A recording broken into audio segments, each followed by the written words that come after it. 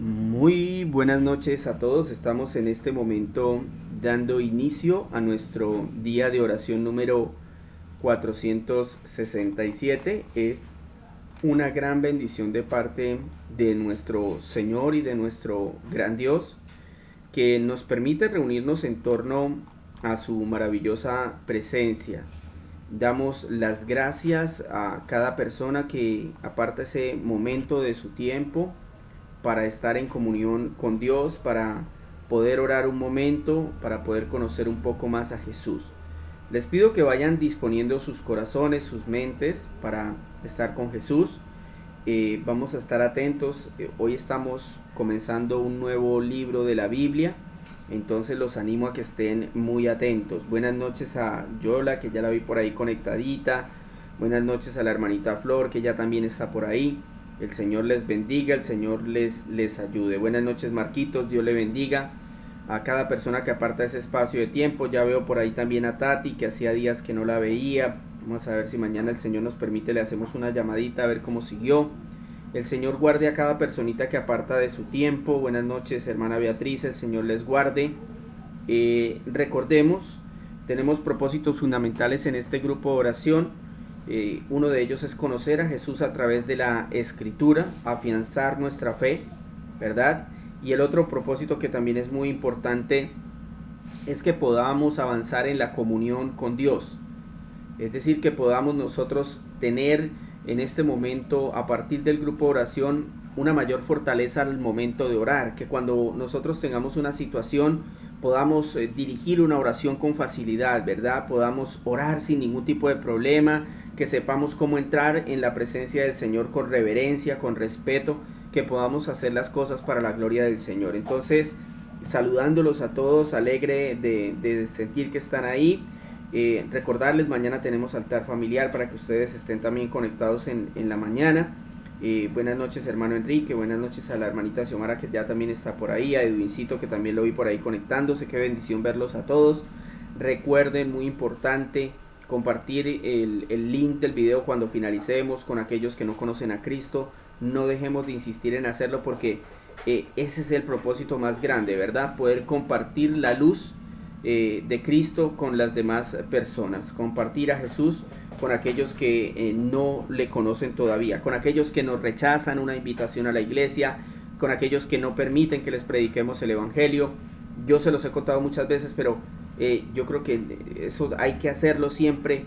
Cuando yo iba a la iglesia y mi hermano, me acuerdo que me hablaba, yo me hacía el que no lo escuchaba, y cuando me invitó a la iglesia le rechazaba las invitaciones. Pero acá en mi casa yo me sentaba en el computador y miraba predicaciones sin decirle a nadie, y ahí el Señor fue tocando mi corazón. Me imagino que es algo que el Señor quiere hacer también en estos días donde las redes sociales son algo que se está moviendo muchísimo, ¿verdad? Entonces, si es un instrumento que el enemigo está utilizando para captar a mucha gente, para llevar al pecado a mucha gente, nosotros también debemos utilizar esta herramienta para llevar a muchas personas a los pies de Cristo. Yo creo que ahí tiene que estar fundamentada la forma como debemos trabajar acerca de este tema de las redes sociales. También debemos multiplicar las predicaciones de los cultos, las publicaciones que se hacen para que de eso también se llene la gente, ¿no? Eso es importante también. Creo que ya dimos el tiempo suficiente para que pudieran ingresar. En este caso vamos a hacer una oración corta. Recordarles, hoy vamos a empezar con el libro de Samuel, en el capítulo 1, en este caso del primer libro de Samuel. El tema de hoy se llama una oración fragante. Una oración fragante para los que les gusta escribir. La verdad me parece algo muy bonito, escribir en este momento lo que vamos entendiendo. Muy bien, mis hermanos, entonces oremos a Dios. Bendito y amado Salvador nuestro, te agradecemos en esta noche, Señor, porque nos permites acercarnos hacia ti. Señor, sabemos que no somos dignos de hacerlo, Dios de los cielos. Por eso queremos primero pedirte perdón, Señor, por nuestras culpas, por nuestra maldad, por las cosas que hacemos en contra de tu voluntad, Señor. Sabemos que tu Hijo ha pagado por nosotros, Señor, como lo veíamos en el libro de Ruth. Te pedimos que en esta noche tú nos bendigas con perdón, Señor, tú nos bendigas con entendimiento, tú nos ayudes por medio del poder de tu Espíritu Santo, Señor, para que estemos atentos a tu palabra, para que nos concentremos, Señor, en ella, para que nada nos distraiga, para que quitemos cualquier carga de este mundo, Señor, que nos quiera sacar la bendición de estar en tu presencia, Señor. Por favor, que nosotros estemos en paz contigo, Señor, y que podamos estar atentos a lo que tú nos quieres decir para que lo podamos llevar a la práctica. Bendice a cada uno de mis hermanos que se conectan en esta noche. Ayúdales a comprender muy bien lo que vamos a explicar. Llévalos al arrepentimiento, llévalos a la aplicación del texto, Señor.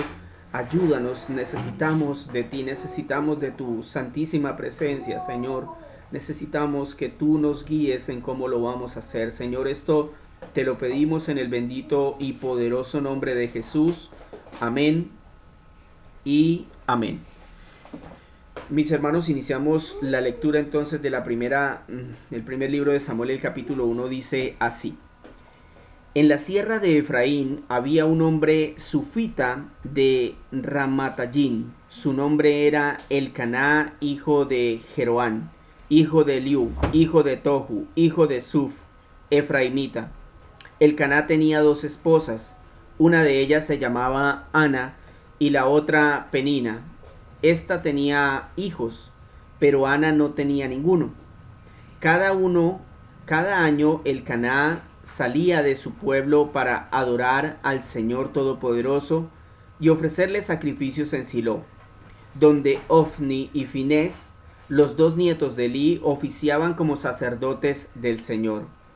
Cuando llegaba el día de ofrecer su sacrificio, Elcaná solía darles a Penina y a todos sus hijos e hijas la porción que les correspondía.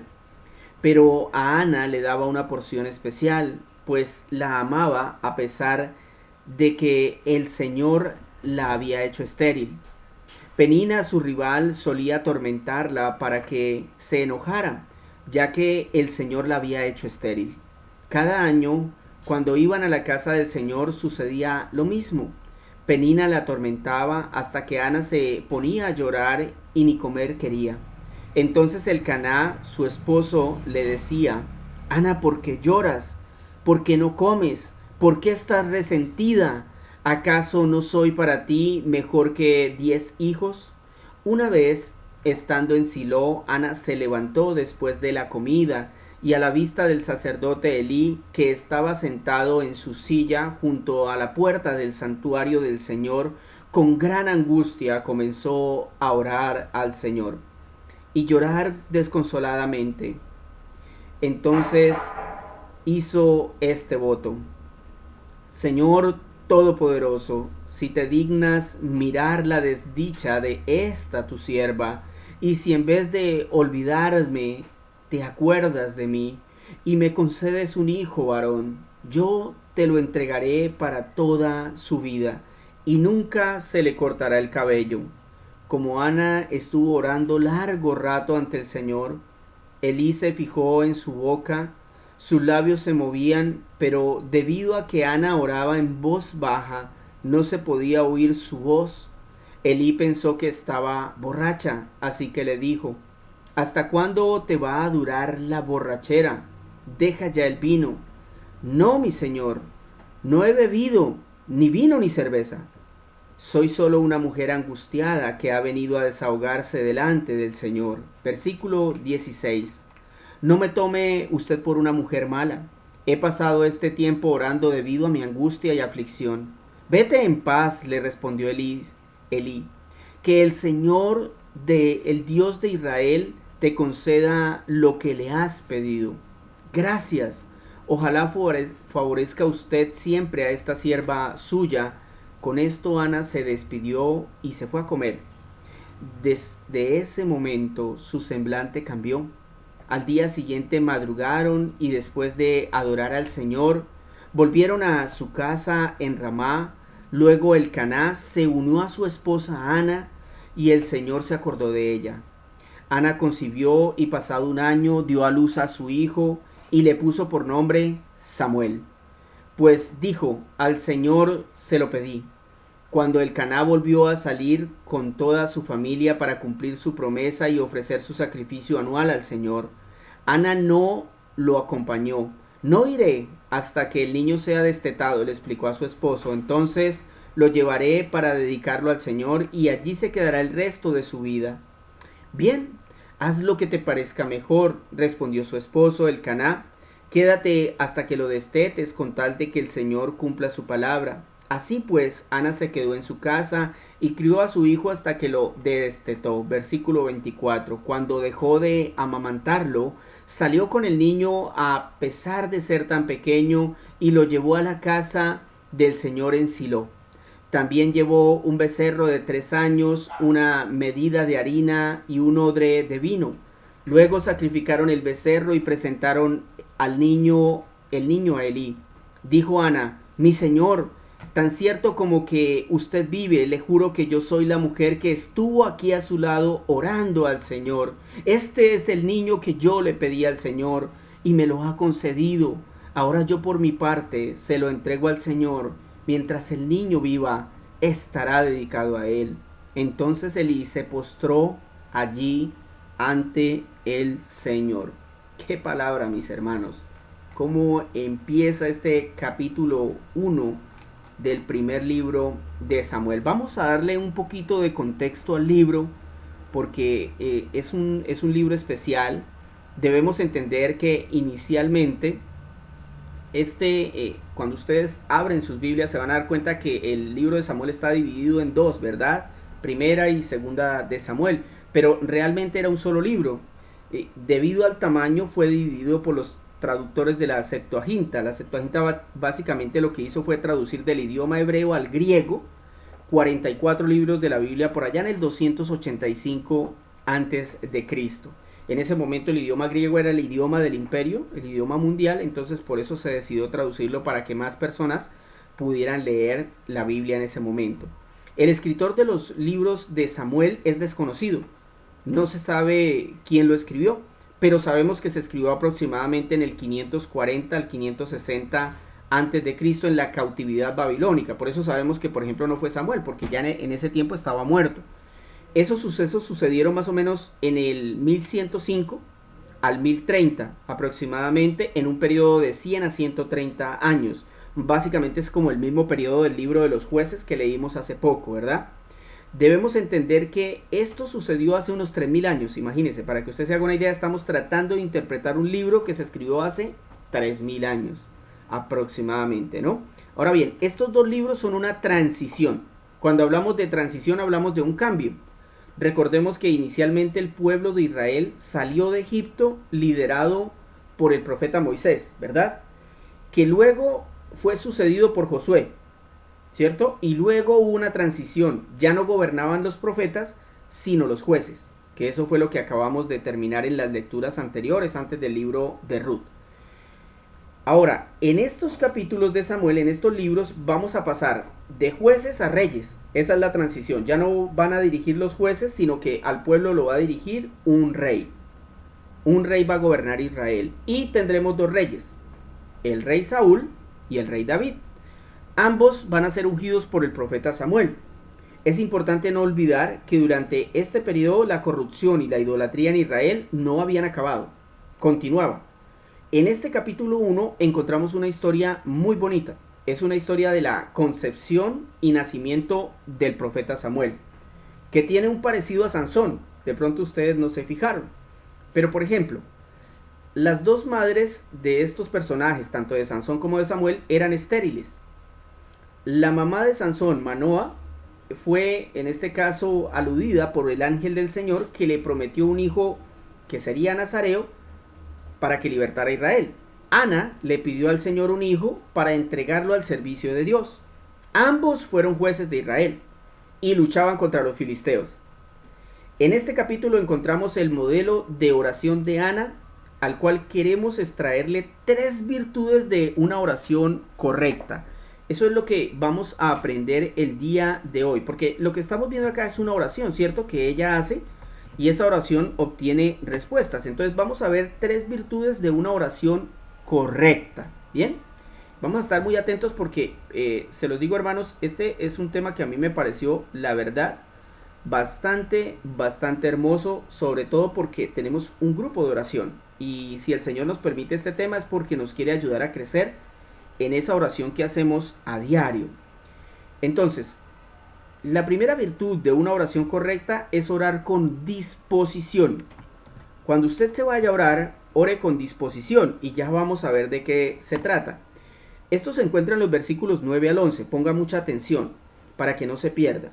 Ore con disposición. Versículo 9 al 11 dice: Una vez, estando en Silo, Ana se levantó después de la comida y a la vista del sacerdote Elí, que estaba sentado en su silla junto a la puerta del santuario del Señor, con gran angustia comenzó a orar al Señor y a llorar desconsoladamente. Entonces hizo este voto: Señor Todopoderoso, si te dignas mirar la desdicha de esta sierva tuya, y si en vez de olvidarme te acuerdas de mí y me concedes un hijo varón, yo te lo entregaré para toda su vida, y nunca se le cortará el cabello.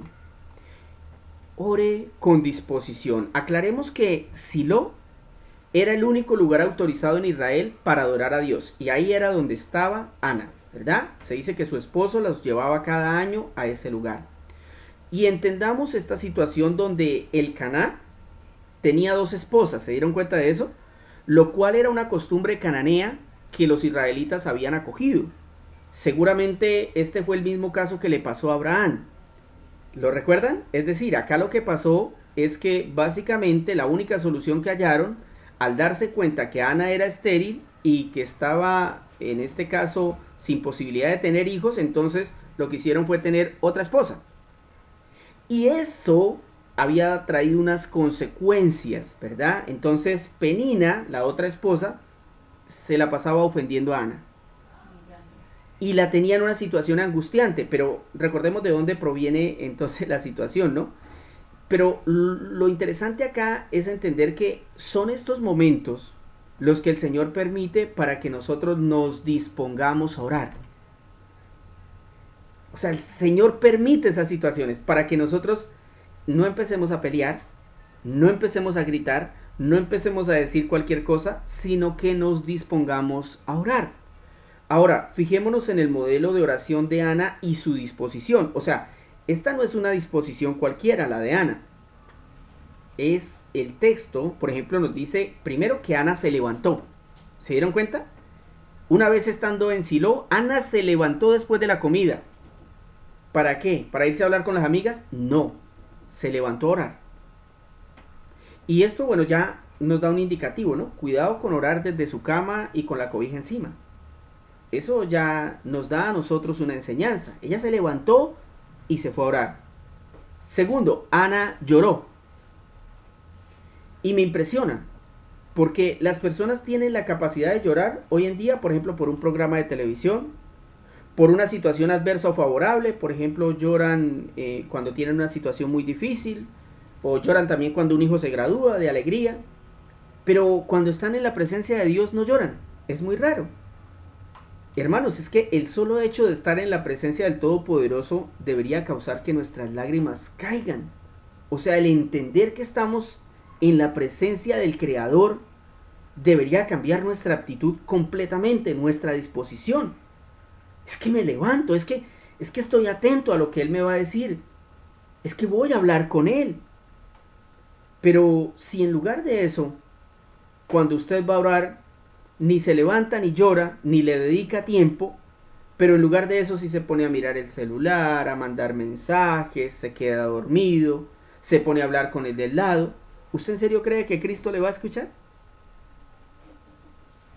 Y mis hermanos, o sea, si vamos al contexto de la situación, muchos de nosotros tenemos necesidades angustiantes como la de Ana. De pronto, con todos los que estoy hablando, no todos tienen el problema de la esterilidad. Las mujeres que están conectadas, seguramente algunas sí. Pero todos sí tenemos problemas. Todos tenemos angustias. Entonces, qué bonito que esta mujer haya quedado en este registro para decirnos que cuando vamos a orar hay que disponernos. Hay que abandonar todo lo demás. Hay que llorar ante el Señor y hay que dedicarle tiempo. Porque eso es lo que dice el texto que hizo Ana.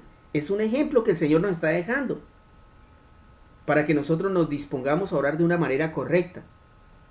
Y yo creo que la pregunta entonces sería, ¿será que no tenemos la misma disposición de Ana porque de pronto no confiamos que el Señor puede responder? ¿Será que no entendemos a quién nos dirigimos? O sea, porque fíjese que si no tenemos una disposición correcta a la hora de la oración, es porque yo creo que no confiamos en que Él nos pueda contestar. Entonces de pronto estamos confiando más en el que nos va a llamar para decirnos cómo solucionar la situación. De pronto estamos confiando más en lo que nos pueda decir un psicólogo acerca de cómo criar a un hijo. Entonces fíjese cómo nosotros a veces demostramos que no tenemos la confianza que decimos tener en Cristo. Porque si la tuviéramos cuando nos vamos a hablar con Él, entonces nuestra disposición va a ser de total atención. Nada puede quitar nuestra atención del mundo cuando estamos hablando con Cristo. Tenemos que tener una disposición total en su presencia. Número 2. Segunda virtud de una oración correcta. Ore para cambiar. Ore para cambiar. Esto es una virtud. Cambiar es una virtud. Porque las personas normalmente son capaces de recibir una exhortación, pero cambiar, eso es otro cuento. Dice el versículo 16 al 19: no me tome usted por una mala mujer. He pasado este tiempo orando debido a mi angustia y aflicción. Vete en paz, respondió Elid, que el Dios de Israel te conceda lo que le has pedido. Gracias. Ojalá favorezca usted siempre a esta sierva suya. Con esto, Ana se despidió y se fue a comer. Desde ese momento, su semblante cambió. Al día siguiente, madrugaron y después de adorar al Señor, volvieron a su casa en Ramá. Luego Elcaná se unió a su esposa Ana, o sea, tuvieron relaciones sexuales. Y el Señor se acordó de ella. Ore para cambiar. El sacerdote Elí, escúcheme bien mi hermano, el sumo sacerdote Elí se da cuenta de la oración de Ana, pero él cree que ella está ebria. Y ella le aclara que está desangustiada orando. Y el sacerdote escucha sus razones. ¿Y sabe qué hace el sacerdote? Intercede por la petición que ella tenía ante Dios. Al ver esta reacción del sumo sacerdote, esta mujer agradece. Y el texto dice que después de eso, a Ana le cambió el semblante y la actitud. Recordemos que Ana no quería comer, se la pasaba de mal genio, pero después de la oración le dieron ganas hasta de estar con el esposo. Hermanos, la oración correcta debe producir cambios. Y sería bueno revisarnos, porque es que yo he visto, yo he escuchado, e incluso a mí me ha pasado, que salimos de orar y nos vamos a pelear, a gritar. Entonces yo no veo ese cambio de semblante que tuvo Ana después de la oración. Y eso ya debería llevarnos a preguntar, oiga, ¿a quién estaremos orando nosotros? ¿Por qué no tenemos el mismo efecto de Ana después de orar? Eso debería llevarnos a nosotros a pensar. Hebreos capítulo 4, versículo 14 al 16 dice algo impresionante. Dice, por lo tanto, ya que en Jesús, el Hijo de Dios, tenemos un gran sumo sacerdote que ha atravesado los cielos, aferrémonos a la fe que profesamos, porque no tenemos un sumo sacerdote incapaz de compadecerse de nuestras debilidades, sino uno que ha sido tentado en todo de la misma manera que nosotros, aunque sin pecado. Así que acerquémonos confiadamente al trono de la gracia para recibir misericordia y hallar la gracia que nos ayude en el momento que más la necesitamos. ¡Qué bendición! Hermanos, Ana tenía como intercesor ante Dios a Elí, el sumo sacerdote de la época, pero ese señor se murió. Nosotros tenemos como intercesor a Jesucristo, el último y eterno sumo sacerdote que intercede por nosotros ante el Padre. Si Ana confió y cambió, ¿será que nosotros no podemos? Antes de empezar a orar, piense que debemos cambiar. La última virtud de una oración correcta es que acciona. acciona. Vamos a verlo en el versículo 24 al 28. Hemos visto entonces tres virtudes de la oración correcta. La primera es orar con disposición. O sea, la oración no se puede hacer de cualquier manera, mis hermanos. No. Estamos ante la presencia del Rey. Ana se levantó, lloró y le dedicó tiempo a la oración. Nosotros debemos hacer lo mismo. Tenemos que orar para cambiar. O sea, después de la oración no podemos seguir siendo los mismos. No, mis hermanos. Y si usted ya lleva muchos días de oración y sigue siendo el mismo tipo malgeniado, la misma mujer malgeniada, la misma persona que se queja una y otra vez de las mismas cosas, pues usted no está cambiando. Mire a ver a quién está orando. Y número 3, accione. Dice el versículo 24 al 28. Cuando dejó de amamantarlo, salió con el niño, a pesar de ser tan pequeño, y lo llevó a la casa del Señor en Silo. También llevó un becerro de 3 años, una medida de harina y un odre de vino. Luego sacrificaron el becerro y presentaron el niño a Elí. Dijo Ana: mi señor, tan cierto como que vive usted, le juro que soy la mujer que estuvo aquí a su lado orando al Señor. Este es el niño que yo le pedí al Señor y Él me lo concedió. Ahora, yo por mi parte se lo entrego al Señor. Mientras el niño viva, estará dedicado a Él. Entonces Elí se postró allí ante el Señor.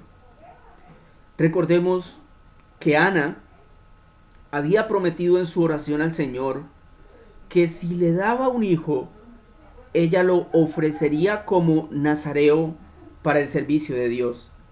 Así que cuando nació Samuel y fue destetado, ella lo llevó a Silo y lo entregó al sumo sacerdote, a Elí, el mismo que había intercedido por ella el día de su angustia. Esta mujer no había hecho una oración emocional como la que a veces hacemos nosotros cuando le prometemos un montón de cosas al Señor en nuestra angustia y cuando Él nos saca de la prueba no cumplimos nada de lo que le prometimos. En el caso de Ana no solamente oró, ella también accionó. Ahora bien, en eso de prometerle cosas a Dios debemos tener mucho cuidado para que no nos pase como a Jefté en Jueces 11:31. Ya lo habíamos visto días atrás, donde este hombre le prometió sacrificar a la primera persona que saliera a recibirlo después de la batalla, y salió su hija y la tuvo que matar. El principio es que si oramos con disposición, Dios promete escucharnos y contestar en su tiempo de acuerdo a su voluntad. Nosotros debemos esforzarnos por cumplir lo que Él nos ha pedido en su palabra. ¿Por qué, mis hermanos? Es que Dios es ejemplo de cumplir. Es que Dios es ejemplo de acción. Yo leía Oseas 2:23 y decía, Señor, o sea, es impresionante que tú prometes algo y finalmente lo cumples porque lo cumples. Oseas 2:23 dice: en ese tiempo yo sembraré una cosecha de israelitas y los haré crecer para mí. Demostraré amor a los que antes llamé no amados, y a los que llamé no son mi pueblo. Yo diré: ahora son mi pueblo. Y ellos responderán: tú eres mi Dios. Esto que el Señor está prometiendo en Oseas, mis hermanos, se cumplió con la venida de Cristo. En ese tiempo el Señor empezó a crear una iglesia que se fundamenta en el libro de los Hechos, una iglesia que prevalece hasta el día de hoy, un pueblo que no amaba al Señor, un pueblo que no era el pueblo de Dios y ahora somos su pueblo. ¿Se dan cuenta cómo Él cumple sus promesas? Por eso es que nosotros, a la hora de hablar con Él, de entrar en una oración genuina, debemos disponernos para hacerlo de una manera correcta. Debemos orar para cambiar y debemos accionar, hacer lo que Él nos pide.